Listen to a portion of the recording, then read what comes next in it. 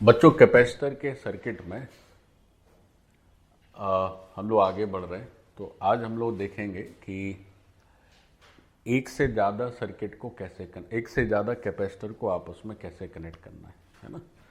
तो हम लोग बात कर रहे हैं connection of more than one capacitors. So let's begin with connection of more than one capacitor. एक से ज़्यादा कैपेसिटर्स को कैसे कनेक्ट कर रहे हैं, that we need to figure out. देखो, अब हम एक से ज़्यादा कैपेसिटर की जब बात करते हैं तो इसमें बेसिकली हमें दो जो वैरायटी हैं बेसिक फंडामेंटल, उनको समझना है। एक होता है बच्चों सीरीज कनेक्शन और एक हो जाता है पैरेलल कनेक्शन। ठीक, तो we are starting with series connection first of all. तो सबसे पहला जो कनेक्शन हम लोग करने जा रहे हैं दैट इज सीरीज कनेक्शन, यानी कि मल्टीपल कैपेसिटर सीरीज में कनेक्टेड है। तो सीरीज कनेक्शन का मतलब क्या होता है, देखो इसको इन एंड आउट कंप्लीटली समझते हैं। बच्चों, एक छोटा सा फिगर हम ड्रॉ करते हैं तो उससे आपको सीरीज कनेक्शन स्पष्ट होगा।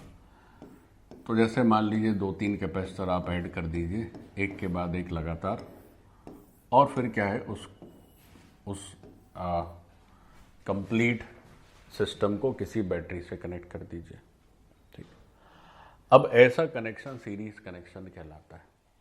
मान लेते हैं 3 कैपेसिटर हैं, तीनों की अलग अलग कैपेसिटेंस है। से this is C1, this is C2 and this is C3, और जो वोल्टेज है बैटरी का दैट इज V।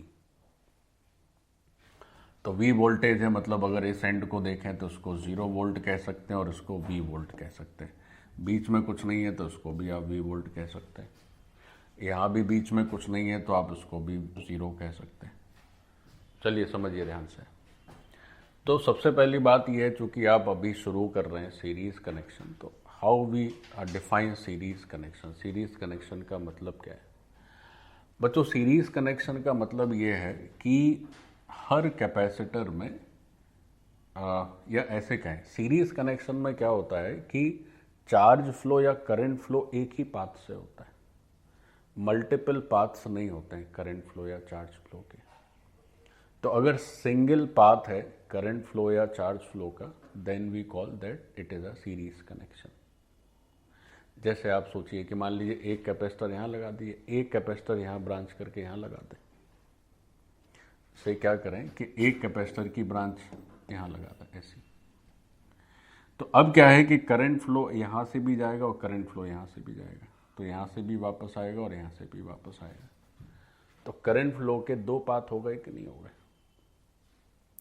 लेकिन अगर चार्ज फ्लो या करंट फ्लो का सिंगल पाथ है, then we call that it is a series connection. अच्छा, दूसरी चीज, अगर सिंगल पाथ है, मान लीजिए चार्ज कैपिटल क्यू जा रहा है, आप ऐसा कर लें कि ये जो C1, C2, C3 हैं, इन C1, C2, C3 को नीचे लिख लें। ये C1 हो गया, ये C2 हो गया और ये C3 हो गया। तो अगर कैपिटल Q चार्ज आ रहा है तो चूंकि सिंगल पाथ है तो same charge to be flown through each capacitor. तो यहाँ पर प्लस Q, यहाँ पर माइनस Q, फिर प्लस Q, फिर माइनस Q, फिर प्लस Q और फिर माइनस Q, लाइक दिस, ऐसे। तो हर कैपेसिटर के ऊपर सेम चार्ज ही हो जाएगा क्योंकि सब कैपेसिटर में बराबर चार्ज आ रहा है। अच्छा, लेकिन एक बात और ध्यान देने की है, हर कैपेसिटर में सेम चार्ज तभी होगा जब इनिशियली सारे चार्जेस, सारे कैपेसिटर कैसे हो, न्यूट्रल। आपको मैंने बताया था कि कई बार ऐसा भी होता है कि एक बार कैपेसिटर को आप चार्ज कर दीजिए, फिर उससे बैटरी हटा दीजिए, तो वो चार्ज इंटैक्ट रह जाता है अगर कोई लीकेज ना हो। तो कोई अगर ऑलरेडी चार्ज कैपेसिटर इसमें रहता, जिसमें पहले से Q1 चार्ज रहता, उसको कैपिटल Q और मिल जाता, तो उस पर फाइनल चार्ज कितना लिखते? Q1 plus capital Q। बच्चों बात समझे कि नहीं समझे? लेकिन यहां पर जब चूंकि सब में सेम चार्ज दिख रहा है, इसका मतलब ये अजम्पशन है कि initially all 3 capacitors were in neutral state, there was no charge. तो एनीवेज, तो सीरीज कनेक्शन का मतलब क्या है कि single path of charge flow होना चाहिए और सिंगल पाथ और चार्ज फ्लो होने से क्या हो जाएगा कि हर कैपेसिटर को बराबर बराबर चार्ज मिलेगा।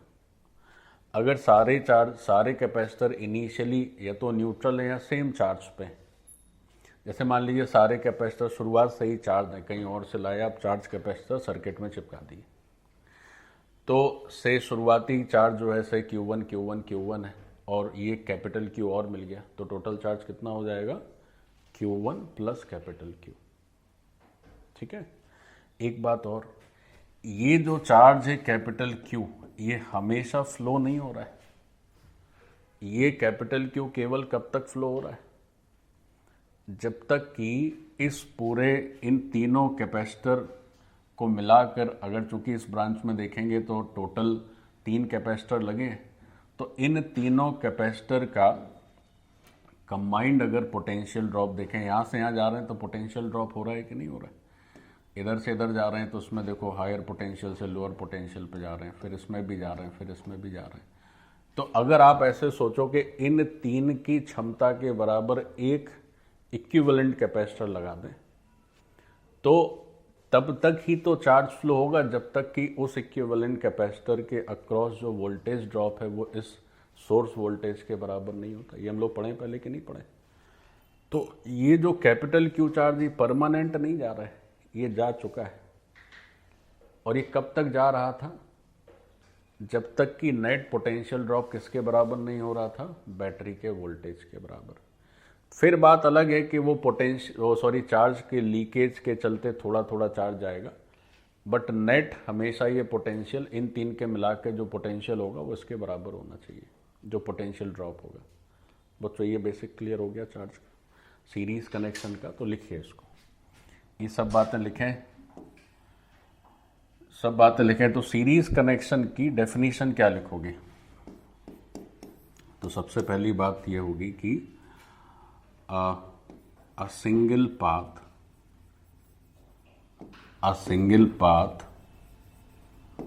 for charge flow।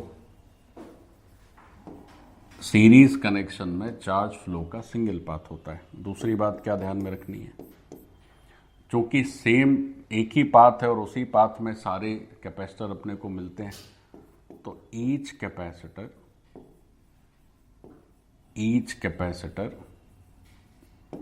Gets same charge. हर कैपेसिटर को एक ही जैसा चार्ज मिलता है, तो एक ये बात हो गई। फिर अगली बात क्या है, अगली बात है कि अगर इनिशियली हर कैपेसिटर न्यूट्रल हो, एक बात, या इनिशियली हर कैपेसिटर क्या हो, सेम चार्ज पे हो, तो फाइनल चार्ज भी सबका कैसा रहेगा, सेम रहेगा, है ना। तो इस बात को भी लिखें कि इफ इनिशियली ईच कैपेसिटर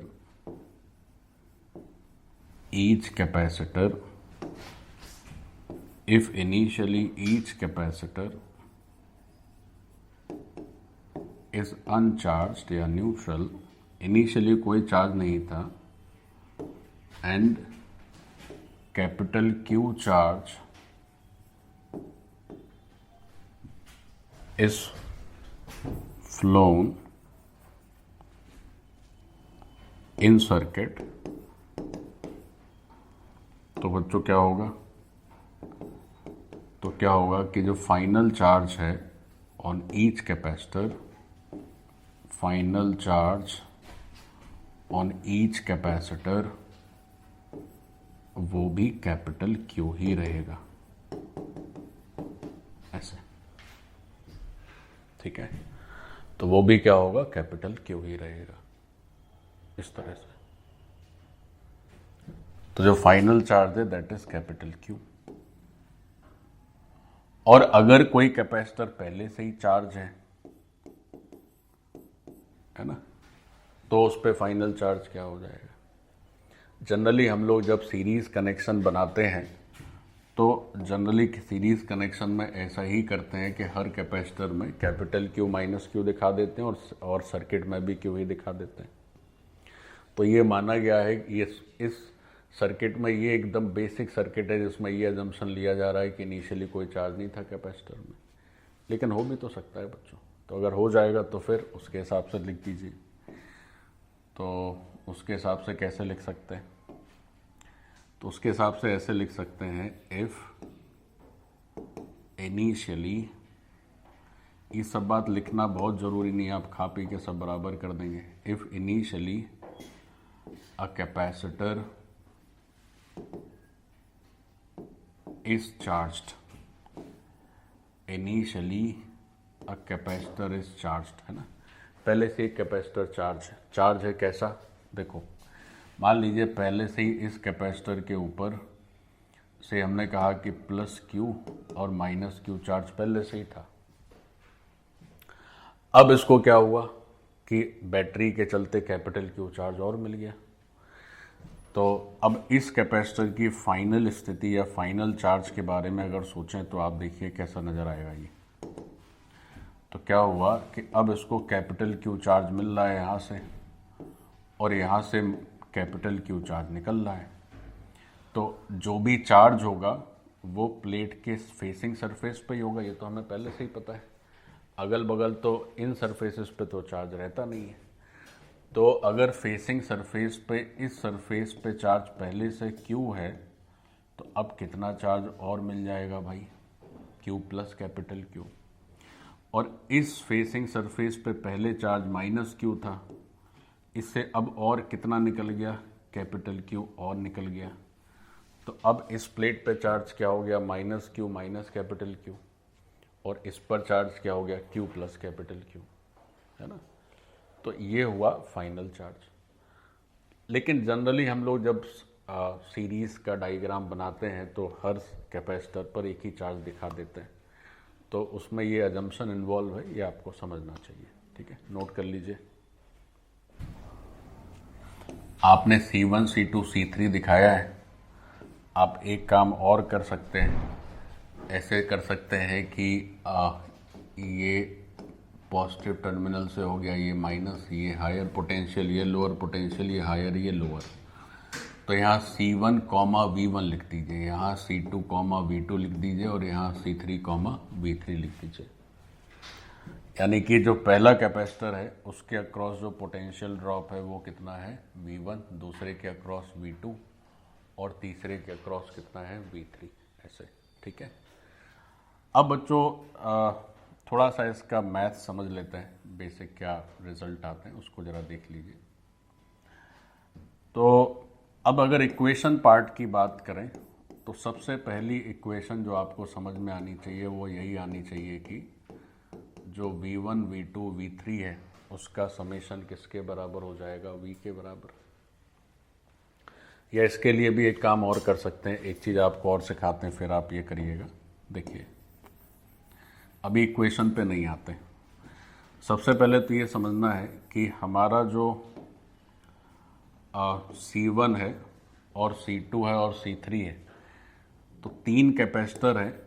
अगर हम ऐसा सोचें कि उन तीन की जगह एक ऐसा कैपेसिटर लगा दें जो इन तीनों का रोल प्ले करे, है ना। तीन छोटे छोटे तीन जो कैपेसिटर है उनकी जगह अगर एक कैपेसिटर लगा दें, तब देखो क्या होगा, सेम सिचुएशन। तो तीन कैपेसिटर की जगह एक ऐसा कैपेसिटर लगा दिया जाए जो तीनों का रोल एक साथ प्ले करने की शक्ति रखता हो, तो कैसा दिखेगा? तो एक हमने ये कैपेसिटर लगा दिया, एक बैटरी लगा दी, वही बैटरी है, लेकिन ये कैपेसिटर जो C इक्विवेलेंट हो गया, ये कैपेसिटर वही कैपिटल क्यू चार्ज फ्लो कर रहा है। अब अगर ये C इक्विवेलेंट हो गया तो इसके अक्रॉस भी पोटेंशियल ड्रॉप कितना होगा? V ही होगा कि नहीं होगा? क्योंकि चार्ज केवल कब तक फ्लो कर सकता है? जब दोनों सेम पोटेंशियल पे हो जाएं। ठीक, तो ये एक नया कैपेसिटर है जो उन तीनों कैपेसिटर की जगह एक लगा देंगे तो काम चल जाएगा। अब देखो बच्चों, सीखो। जैसे पहले वो जो तीन कैपेसिटर थे, तो वहाँ से अगर हम देखेंगे तो क्या नज़र आएगा? अगर V1 को देखेंगे तो Q इक्वल टू CV होता है, तो V1 की वैल्यू क्या हो जाएगी? Q बाई C1 V2 की वैल्यू क्या हो जाएगी बच्चों, Q/C2, और V3 की वैल्यू क्या हो जाएगी, Q/C3। ठीक, और V की वैल्यू क्या हो जाएगी, तो V की वैल्यू हो जाएगी Q/C इक्विवेलेंट, ऐसे भी लिख सकते हैं। ये बात सबको स्पष्ट है। तो अगर तीन अलग अलग कैपेसिटर हैं तो उनके अक्रॉस पोटेंशियल ड्रॉप भी अलग अलग है, और अगर एक कैपेसिटर है जो उन तीन का काम कर रहा है तो उसके अक्रॉस पोटेंशियल ड्रॉप तो V ही है। ठीक, अब क्या है कि हमें अगर ये चाहिए कि ये जो C इक्विवेलेंट है, जो उन तीन का जो रिजल्टेंट कैपेसिटर आप ऐसे भी कह सकते हैं, तो C इक्विवेलेंट का क्या C1, C2, C3 से कोई रिलेशन है? तो वैसे तो हम उसको, इस बात को डायरेक्टली ऐसे भी समझ सकते हैं कि साहब ये ज़ीरो पोटेंशियल पॉइंट मान लीजिए, ये V पोटेंशियल हो गया, ये भी ज़ीरो हो गया और ये भी V हो गया, ऐसे ऊपर वाले सर्किट में भी कर सकते हैं। तो इस ब्रांच के अक्रॉस जो पोटेंशियल ड्रॉप है वो V है। अब वो जो V है वो तीन V1, V2, V3 का समेशन है। ठीक, तो एक तो ऐसे भी इस बात को समझा जा सकता है that V is equal to V1 plus V2 plus V3। एक और सर्किट डायग्राम, चूंकि सर्किट वाले क्वेश्चंस कर रहे हैं तो सर्किट में एक और बेसिक रूल होता है जिसे किरचॉफ्स KVL कहते हैं शॉर्ट में, किरचॉफ्स वोल्टेज लॉ। किरचॉफ के दो रूल हैं बच्चों, करंट लॉ और वोल्टेज लॉ, KCL और KVL। तो हम लोग पहले क्या करते हैं, किरचॉफ का वोल्टेज लॉ पढ़ लेते हैं, यहाँ वोल्टेज लॉ की ज़रूरत पड़ रही है, फिर आगे उसका KCL भी पढ़ेंगे। तो हम लोग पढ़ रहे हैं KVL। तो KVL का मतलब होता है किरचॉफ्स वोल्टेज लॉ। तो ये KVL क्या होता है जरा गौर से सीखो, KVL का मतलब क्या है। बच्चों हम आपको यही मान के पढ़ा रहे हैं कि आप एकदम 0/0 हैं, तो एकदम बेसिक से आपको ये सब बताया जा रहा है। अगर आपको थोड़ा बहुत आता है तो कोई इसमें ज़्यादा फर्क नहीं पड़ता है। तो देखो हमारा KVL क्या कहता है, KVL ये कहता है कि से मान लीजिए ऊपर जो फोटो बनाया था, ऊपर जो सर्किट बनाया था, I am drawing the same circuit to understand this KVL। देखो तो KVL क्या है, पहली बात तो ये समझना है कि KVL एक क्लोज्ड लूप के लिए एप्लीकेबल है। तो क्लोज लूप के लिए एप्लीकेबल होने का मतलब ये है, जैसे हम कहें कि साहब ये पॉइंट A है, ठीक, तो KVL ये कहता है कि किसी क्लोज लूप में आप किसी भी पॉइंट से शुरू करें तो और उस लूप में या उस सर्किट में कंप्लीट चक्कर लगा लें और वापस A पर आ जाएं, तो नेट पोटेंशियल चेंज कितना हो जाएगा, 0, या पोटेंशियल डिफरेंस 0, क्योंकि आप तो जहाँ खड़े थे वहीं से आ गए कि नहीं आ गए। तो KVL ऐसे कहता है कि A से वापस A तक आने में जितना पोटेंशियल पॉजिटिव चेंज हुआ होगा या जितना इंक्रीज हुआ होगा पोटेंशियल में, उतना ही पोटेंशियल में डिक्रीज भी हो गया। जैसे बच्चों सीखो, जैसे बच्चों ये माइनस है, ये प्लस है, और इसके अक्रॉस पोटेंशियल जो डिफरेंस है वो है V।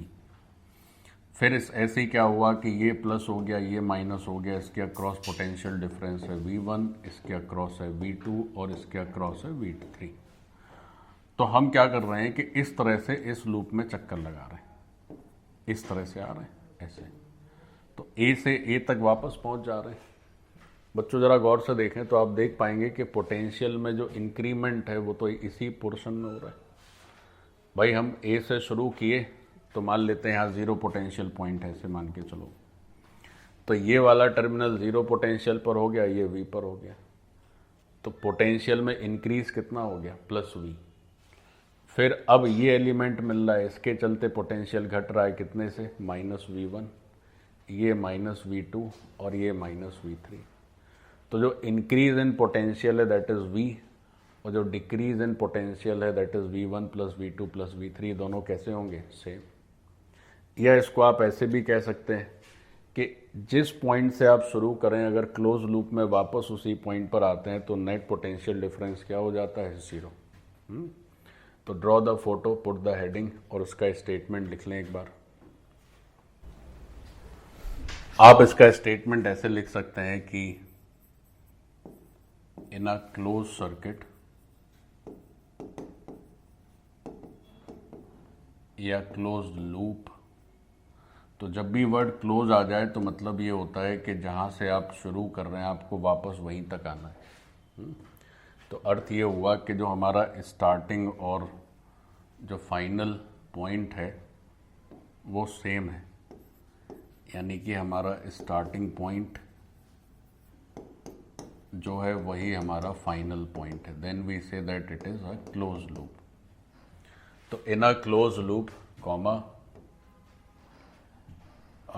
net potential drop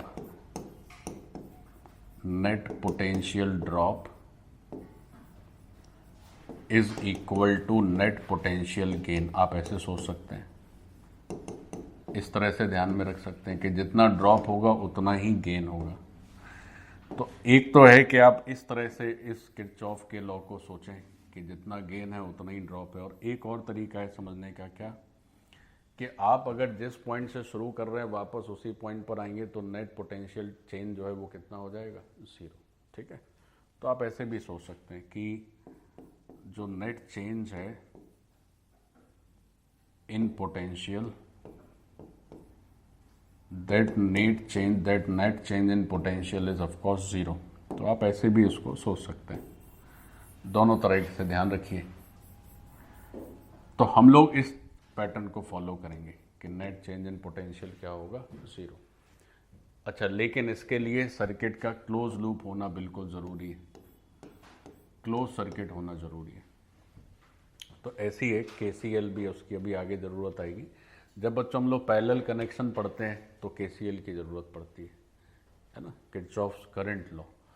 और जब सीरीज़ कनेक्शन कर रहे हैं तो KVL की ज़रूरत पड़ती है। अब देखो इस सर्किट पे ज़रा चर्चा करें। तो इस सर्किट में KVL की बात करी जाए तो देखो KVL कैसे एप्लीकेबल है। सुनो बच्चों, KVL तो जो पॉइंट A है, चलो वहीं से हमारी शुरुआत हो रही है और उसी के पर हमारा टर्मिनेशन हो रहा है यात्रा का। तो अगर आप A से शुरू करें तो सबसे पहले आपको जो एलिमेंट मिल रहा है सर्किट में, दैट इज़ अ बैटरी। तो A पर अगर आप इसको 0 पोटेंशियल पॉइंट की तरह सोच रहे हैं तो इसमें कितना चेंज हुआ, +V का। फिर आगे बढ़े कुछ नहीं मिला, फिर ये पहला कैपेसिटर मिला तो इसमें कितना चेंज हुआ, -V1 का। फिर उसके बाद अगला कैपेसिटर, उसमें -V2 का चेंज। फिर अगला कैपेसिटर, उसमें -V3 का चेंज। और नेट चेंज इन पोटेंशियल क्या होना चाहिए, 0। अच्छा, एक बात और, जब भी बच्चों पोटेंशियल का पॉजिटिव चेंज हो तो आप प्लस के साइन के साथ लिखें, और जो भी नेगेटिव चेंज हो यानी पोटेंशियल जब घटे तो माइनस के साथ लिख लिया करिए। तो अगर पॉजिटिव चेंज है, पोटेंशियल का बढ़ना है तो प्लस का यूज़ कर लीजिए, और पोटेंशियल का घटना है तो आप माइनस का यूज़ कर लीजिए। इन सब छोटी छोटी बातों को लिखते चलिए कि अगर कभी भी पोटेंशियल इंक्रीज करे तो KVL का यूज़ करो तो उसे पॉजिटिव के साथ लिखो, और पोटेंशियल डिक्रीज करे तो KVL का यूज़ करो तो उसको माइनस के साथ लिखो। अब बस यहाँ से जो हमें काम करना था वो तो हमारा आ ही गया। तो V की वैल्यू जो रही, that is V1 + V2 + V3। अब ये चीज़ वैसे भी कॉमन सेंस से भी बच्चों सोची जा सकती है। कैसे कि अगर हम ऐसे सोचें कि यहाँ पोटेंशियल V है और यहाँ पे 0 है, तो ये पोटेंशियल ड्रॉप इन्हीं 3 एलिमेंट के चलते, तो उस तरह से भी आप सोच के V को लिख सकते हो, V1 + V2 + V3। बट क्या है कि उतना सोचने की ज़रूरत ही नहीं है अगर हमारे पास एक स्टैंडर्ड मेथड है। तो कैसा भी आड़ा तिरछा उल्टा सीधा सर्किट हो, आप हमेशा KVL को यूज़ कर सकते हैं अगर वो क्लोज लूप है तो।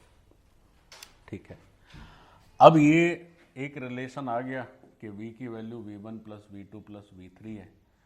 अब जो हमें ये चाहिए था कि साहब C इक्विवेलेंट का क्या C1 C2 C3 से कोई संबंध है, तो ये बात यहाँ से पता चल जाएगी। कैसे, जैसे Q = अपन CV लिखते हैं तो V की वैल्यू क्या लिखी थी हमने, Q/C इक्विवेलेंट।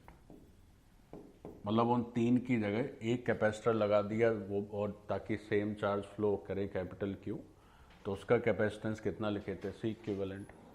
अच्छा, फिर यहाँ पर क्या हो जाएगा, capital Q by C1, capital Q by C2 और कैपिटल Q बाई C3। तो आप देख रहे हैं कि ऊपर से सारे कैपिटल Q तो निपट ही जाने, तो 1 बाई सी इक्विवेलेंट की जो वैल्यू होगी that is how much, so that is 1 by C1 plus 1 by C2 और प्लस 1 बाई C3। तो जो 1 बाई सी इक्विवेलेंट है ये एक बहुत ही इम्पॉर्टेंट रिजल्ट है, और ये तब का रिजल्ट है जब कैपेसिटर्स किस में है, सीरीज में। ये तब की बात है जब हमारे कैपेसिटर किस में है, सीरीज में। यहाँ पर चूंकि 3 ही कैपेसिटर थे सीरीज में, 3 की जगह 10, 15, 20 कैसे भी होते तो सबके लिए सेम ही रिजल्ट लिखते। एक बात और ध्यान रखनी है, क्या मैथमेटिकली अगर आप इसको चेक करेंगे तो आपका जो सी इक्विवेलेंट है वो इन 3 से हमेशा छोटा है। कोई भी अगर 3 नंबर आप ले लें तो जो वो नंबर आएगी वो इन तीनों नंबर से छोटी आएगी। जैसे एक आपको करके दिखाते हैं, जैसे मान लीजिए हमने कहा एक नंबर है से, ये एक बेसिक मैथ्स हम आपको बता रहे हैं तो आप एक चीज़ और समझ पाएंगे। क्या, एक नंबर है से 2, एक नंबर हमने कहा 3 है, और एक नंबर है 4, और एक नंबर है x। तो हमने ऐसे लिख दिया कि 1 बाई एक्स क्या है, 1 बाई 2, 1 बाई 3, 1 बाई 4 का समेशन। तो हम देखें कि x की एक्चुअल वैल्यू क्या आ रही है। तो अगर x की एक्चुअल वैल्यू देखनी है तो आप ऐसे करोगे कि साहब 1 बाई एक्स लिखा, इधर आप एलसीएम ले लीजिए, तो इधर का एलसीएम हो गया 12, तो ये 6 हो गया बच्चों, ये 4 हो गया, और ये हो गया 3। तो यहाँ से जो x का वैल्यू आ रहा है that is how much, so that is 12, पलट जाएगा ऊपर, 6 4 10 3 13 नीचे आ गया। तो बच्चों x की ये value I which is 12 by 13। तो आप ज़रा देखिए कि क्या ये x हमारे 2, 3 और 4 सबसे छोटा है कि नहीं। तो ये हमेशा ट्रू रहेगा, ये बेसिक मैथ्स है कि बहुत सारी नंबर का रेसिप्रोकल करके आप ऐड करें, और अगर वो 1 बाई एक्स है तो x उन सभी नंबर में जो सबसे छोटा होगा उससे भी छोटा ही आएगा। या आप ऐसे भी कह सकते हैं कि जो x है that is less than minimum of 2, 3, 4, ऐसे। मतलब इन 2, 3, 4 में जो सबसे छोटा है उससे भी छोटा है x, ऐसे। तो एक जो है, एक गलत फहमी क्या हो सकती है कि साहब मान लीजिए 3 कैपेसिटर सीरीज में लगे और हमें एक कैपेसिटर लगाना है जो उन तीनों का रोल प्ले करे, तो मन में आएगा कि सर उसकी जो कैपेसिटेंस है उन तीनों कैपेसिटेंस का समेशन होना चाहिए, शायद ऐसा मन में आ सकता है।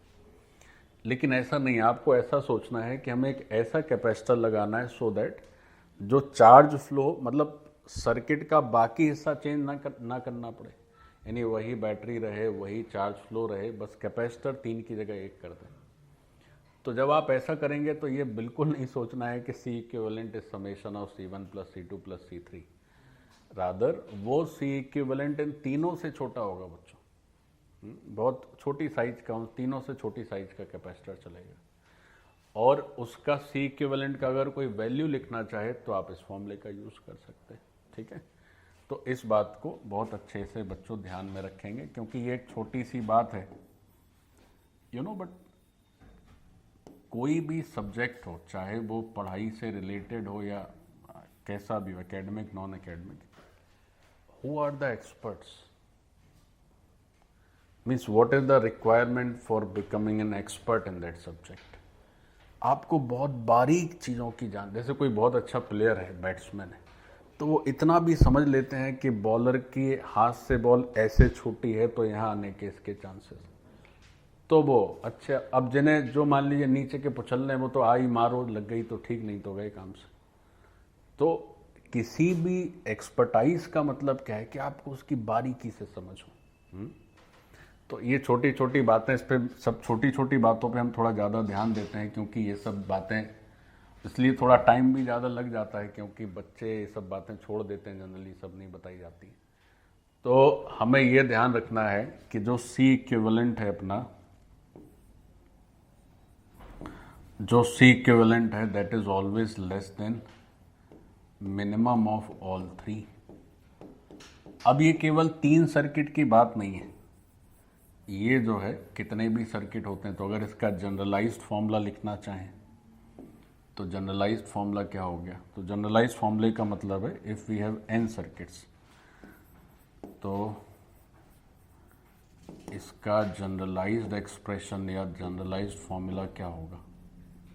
तो जनरलाइज्ड एक्सप्रेशन का मतलब है कि n कैपेसिटर्स हैं और वो n कैपेसिटर सीरीज में।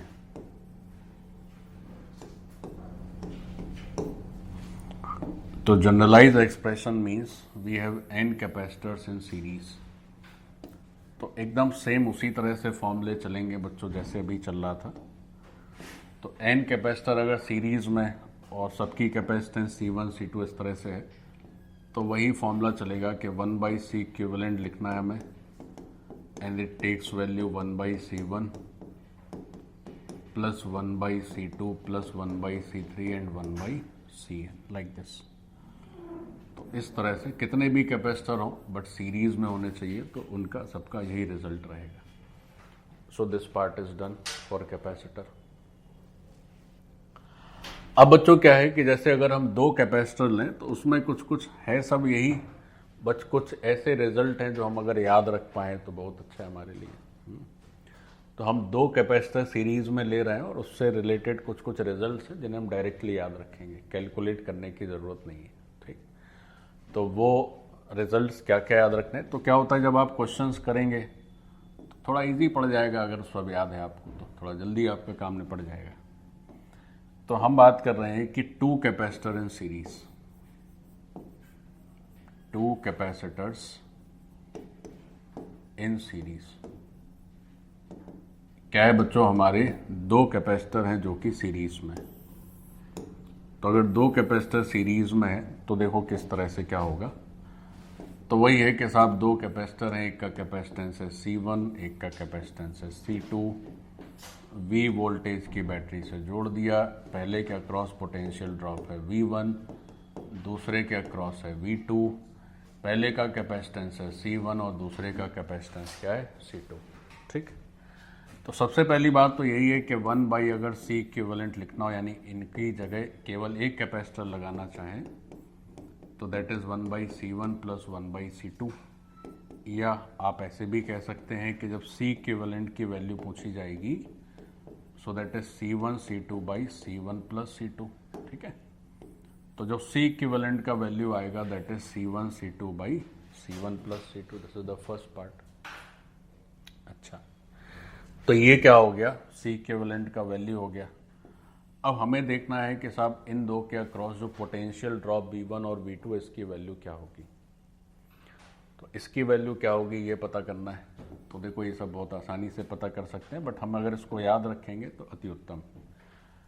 तो इस सिस्टम में ये मान लेते हैं चार्ज कैपिटल Q है, तो इस पर भी प्लस माइनस Q चार्ज आ जाएगा। तो अब हम लोग Q की वैल्यू क्या लिख सकते हैं? तो हम लोग लिख सकते हैं, या एक काम करो कि एक इक्विवेलेंट सर्किट बनाते हैं जिसमें एक ही कैपेसिटर होगा 2 की जगह, लाइक दिस। और अभी भी कैपिटल Q चार्ज आ रहा है और ये जो है वो C इक्विवेलेंट होगा। इसके अक्रॉस पोटेंशियल ड्रॉप भी है और यहाँ भी है प्लस माइनस। ठीक है, तो चलिए देखिए, अब इन दोनों सर्किट से देखें तो कैपिटल Q की वैल्यू क्या लिखी जाएगी? C1 V1 भी लिख सकते हो, C2 V2 भी लिख सकते हो क्योंकि Q ही चार्ज पास कर रहा है, और वहाँ भी Q ही चार्ज पास कर रहा है तो उसको आप C इक्विवेलेंट V लिख सकते हैं। देखो लिख सकते हैं कि नहीं लिख सकते? Q इक्वल टू CV होता है फॉर्मूला, तो ये ऐसे कह लें कि C की वैल्यू Q बाई V होती है। तो C1 V1 C2 V2 और C इक्विवेलेंट V हो गया। ठीक है, तो हम ये चाह रहे थे कि हमें दोनों वोल्टेज अलग अलग मिल जाएं। तो अगर दोनों वोल्टेज जैसे अलग अलग चाहिए हैं तो दोनों वोल्टेज की अलग अलग वैल्यू कैसे पता चलेगी? से V1 क्या होगा? तो C इक्विवेलेंट की वैल्यू क्या है बच्चों? C1 C2 है और नीचे C1 प्लस C2 है V, और नीचे मैं गलती से C1 लिख दिया, V1 लिखना चाहिए ना हमें, और नीचे आ जाएगा C1, तो C1 C1 कैंसिल हो गया। तो यहाँ से क्या हुआ कि जो V1 आया, यानी फर्स्ट कैपेसिटर का के अक्रॉस जो पोटेंशियल ड्रॉप है दैट इज C2 बाई, ये सब याद रखना है बच्चों, C2 by C1 plus C2 into V। मतलब क्या हुआ, अब C1 तो कैंसिल हो गया ना ऊपर नीचे से, तो C2 रह गया। अब जरा ऊपर देखो गौर से, तो अब अगर बोर्ड पर आप देखेंगे तो अगर जैसे B2 की वैल्यू पूछे तो C2 आ जाएगा नीचे, तो C2 कैंसिल हो जाएगा। तो यहाँ से ऐसे V1 आया है, तो कोई अगर V2 लिखना चाहे तो वो क्या हो जाएगा, that is C1 by C1 plus C2 into V, ऐसे। तो आप ये भी लिख सकते हैं। So this is the value of V1 and this is the value of V2। So this is how potential drop across each capacitor we are getting। Sorry, हाँ, अगर मान लीजिए सोचिए कि 3 कैपेसिटर हो तो आप कैसे दिमाग लगाएंगे, तब थोड़ा भारी पड़ जाएगा, कैलकुलेशन लंबी हो जाएगी। तो आप तब भी आप कैलकुलेट तो कर ही सकते हैं, बट आप डायरेक्ट अगर याद रखने का है तो 2 कैपेसिटर वाला तो याद रख ही लीजिए। तो आपको याद यही रखना है कि एक तो V तो आना ही है, नीचे C1 प्लस C2 आना है। अगर पहले कैपेसिटर की बात करेंगे तो C2 करना है, दूसरे की बात करेंगे तो C1 करना है, ऐसे याद रख सकते हैं। तो ये 2 कैपेसिटर अगर सीरीज में है तो उनके अक्रॉस पोटेंशियल ड्रॉप क्या होगा, ये सीख लीजिए, नोट कर लीजिए। अच्छा, अगर इन दोनों V1 V2 को आप ऐड कर लें तो आप देखेंगे कि V कॉमन आ जाएगा, C1 प्लस C2 भी कॉमन आ जाएगा, ऊपर भी C1 प्लस C2 आएगा, तो कैंसिल हो जाएगा, तो V ही आना है। ठीक है, अगर आप इस फॉर्मूले में दोनों को ऐड करके देख लेंगे तो V ही आएगा। चलिए, so this portion is done. तो ये बात हो गई। अब एक और कर लेते हैं सीरीज़ में। बच्चों, पहले हम बेसिक ऑफ सीरीज़ पढ़ लिए, फिर ऐसी बेसिक्स ऑफ पैरेलल कनेक्शन पढ़ेंगे, फिर हम ऐसे सर्किट्स करेंगे जिसमें मल्टीपल कैपेसिटर आएंगे, कुछ सीरीज़ में होंगे, कुछ पैरेलल में होंगे, then we will do like that. तो अब बात होती है एनर्जी की। तो energy when capacitors in series, energy when capacitors in series। तो बच्चों, जब हमारे कैपेसिटर सीरीज में हो तब एनर्जी क्या हो रही है दिखाएं, गौर से सीखें। तो हम लोग 2 कैपेसिटर से शुरू करते हैं, फिर वैसे ही आप इस फॉर्मूले को भी जनरलाइज कर सकते हैं, सीखो। तो अब कैपेसिटर के अंदर जो एनर्जी स्टोर्ड होती है, क्या उसका कोई फॉर्मूला हमने पढ़ा हुआ है? हाँ, पढ़ा हुआ है। क्या पढ़ा हुआ है? 3 फॉर्मूले पढ़े हुए हैं ना, Q square by 2C, half CV square और हाफ Q इंटू V। तो let's say we are drawing this 2 capacitors in series, और जो चार्ज है फ्लो दैट इज Q। हमेशा ध्यान रखें, ये चार्ज कंटिन्यूअस Q नहीं जा रहा है, ये सब मिला के Q हो चुका है। और अगर कैपेसिटर में लीकेज है तो फिर थोड़ा थोड़ा उतना ही चार्ज आएगा, बैटरी काम करती रहेगी, जिससे कि हमारा वो स्टेडी स्टेट मेंटेन रहे, वो स्टेट मेंटेन रहे, ताकि यहाँ पर नेट पोटेंशियल ड्रॉप इसके बराबर हो जाए। ठीक है, तो भैया ये हो गया Q, ये हो गया V, ये हो गया V1, ये हो गया V2, इसका है C1, ये है C2, plus minus plus minus. अब पूछ रहे हैं आपसे कि इन दोनों कैपेसिटर में मिला के बताइए कितना एनर्जी स्टोर्ड है। तो कैसे करेंगे? तो अगर एनर्जी स्टोर्ड पूछें, एनर्जी स्टोर्ड पूछा जाए in both capacitors, in both capacitors in combination, दोनों में मिला के पूछें कि भाई कितना एनर्जी स्टोर्ड है बताइए, तो हम लिख रहे हैं U टोटल, टोटल एनर्जी। अब देखो, सीखो, एक तो आप क्या कर सकते हैं कि हाफ सी वी स्क्वायर का फॉर्मूला लगा दें। भाई यू का जो फॉर्मूला होता है, तो पीछे की क्लासेस में हमने यू के 3 फॉर्मूले पढ़े। एक था हाफ सी वी स्क्वायर, एक था बच्चों क्यू स्क्वायर बाई 2c, और एक था हाफ क्यू इंटू वी। लेकिन इसमें चक्कर क्या है कि 3 फॉर्मूले में 2 ऐसे हैं जिनमें पोटेंशियल का भी यूज़ होता है। पोटेंशियल ड्रॉप कितना होगा वो अगर पता होगा तभी आंसर कर पाओगे। और एक फॉर्मूला ऐसा है जिसमें पोटेंशियल ड्रॉप का कोई यूज़ ही नहीं, क्यू और सी कहीं से काम चल जाता है। तो वैसे तो अगर 2 कैपेसिटर हैं तो पोटेंशियल ड्रॉप कितना होगा वो तो अभी हमने सीखा ही तुरंत, हम लोग डायरेक्ट ओरली बता सकते हैं कितना होगा। बट फिर भी आप अगर क्यू स्क्वायर बाई 2c का प्रयोग करें तो कोई कैलकुलेशन ही नहीं है। तो पहले कैपेसिटर में जो एनर्जी स्टोर्ड है that is Q square by 2c1, और दूसरे कैपेसिटर में जो स्टोर्ड है that is Q square by 2c2। तो अगर अपने को यू टोटल वैल्यू चाहिए तो यू टोटल का क्या वैल्यू मिलेगा, तो देखो जरा गौर से, क्यू स्क्वायर बाई 2 तो आ गया बाहर, यहाँ पर क्या आया है 1/c1 प्लस 1/c2, और 1/c1 प्लस 1/c2 ही क्या होता है 1/c इक्विवेलेंट। तो यहाँ से जो यू टोटल का फाइनल आंसर आता है that is what Q square by 2c, और c मतलब c इक्विवेलेंट। तो ये आंसर का जो लुक है वो वैसा ही तो है जैसा हम लोग पढ़ते आए ना, क्यू स्क्वायर बाई 2c। अब c ना लिख के c इक्विवेलेंट कर दीजिए। भाई दोनों को मिला के अगर एक कैपेसिटर लगा दें तो Q square by 2c equivalent हो जाएगा। तो वैसे हो गया, यू टोटल का वैल्यू हो गया। अब अगर मान लीजिए पोटेंशियल वाले से ही करना चाहते हो तो पोटेंशियल वाले से कैसे कर सकते हैं, तो पोटेंशियल वाले से भी कर सकते हैं। देखो कैसे, पहले इतना लिख डालो, यू टोटल का पोटेंशियल वाला फॉर्मूला देखते हैं क्या होगा। तो ये तो एक हो गया, इसको नंबर 1 दे दो।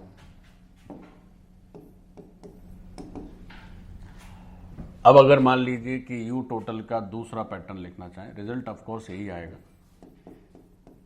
तो यू टोटल का दूसरा पैटर्न लिखना चाहो तो हाफ c1 v1 स्क्वायर लिखोगे, और फिर क्या करोगे हाफ c2 v2 स्क्वायर लिखोगे, ऐसे यही तो लिखोगे, हाफ c1 v1 स्क्वायर और half c2 v2 square.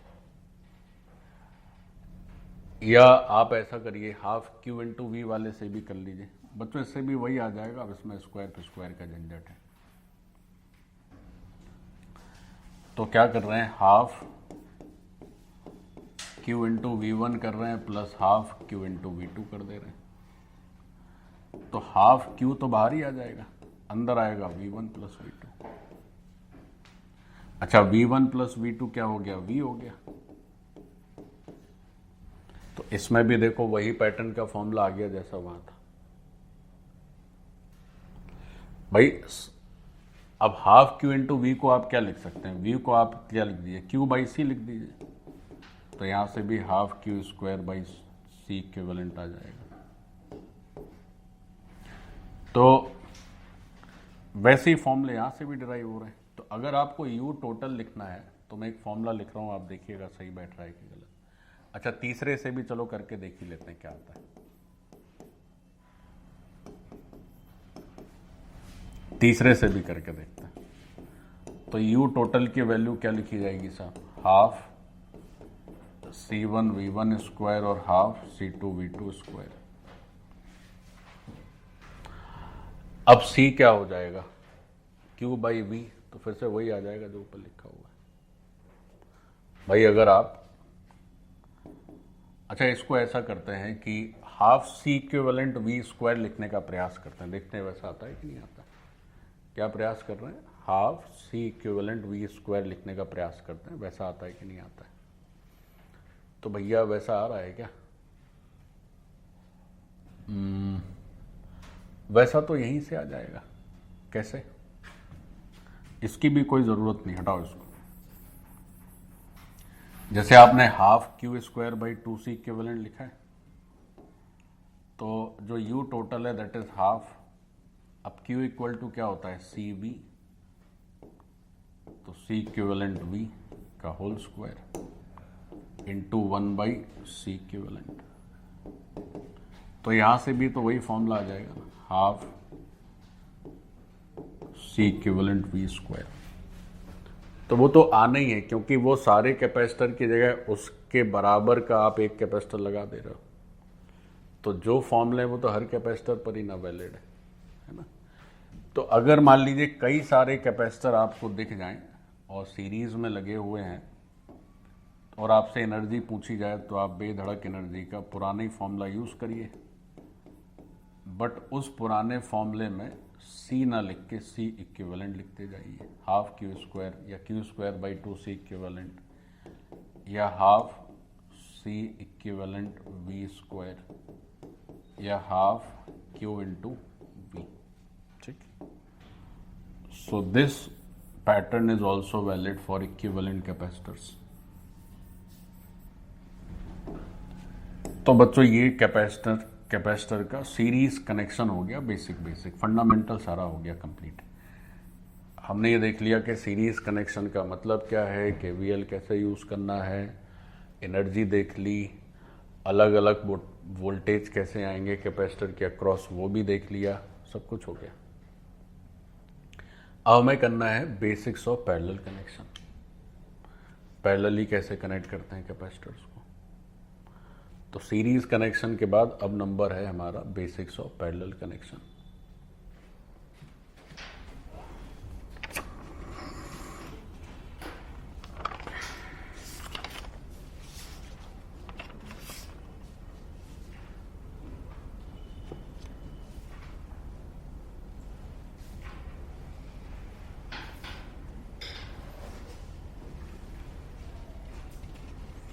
Parallel connection का बेसिक्स अब नेक्स्ट क्लास